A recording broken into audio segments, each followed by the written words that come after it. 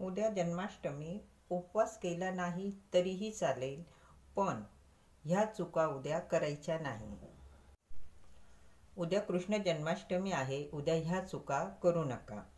तुळशीला स्पर्श करू नका. तुळशी मातेला पाणी अर्पण करू नका. तुळशीपत्र तुमच्याकडे जर नसतील तर बाजारातून विकत घेऊन या. तसंच नैवेद्यावर आठवणीने तुळशीपत्र ठेवायचं. ज्यांना उपवास करणं शक्य नाही त्यांनी किमान उद्याच्या दिवशी कांदा लसूण खाऊ नका, मांसाहार करू नका, तर सात्विक आहार घ्या.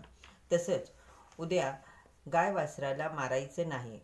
उद्या जन्माष्टमी आहे.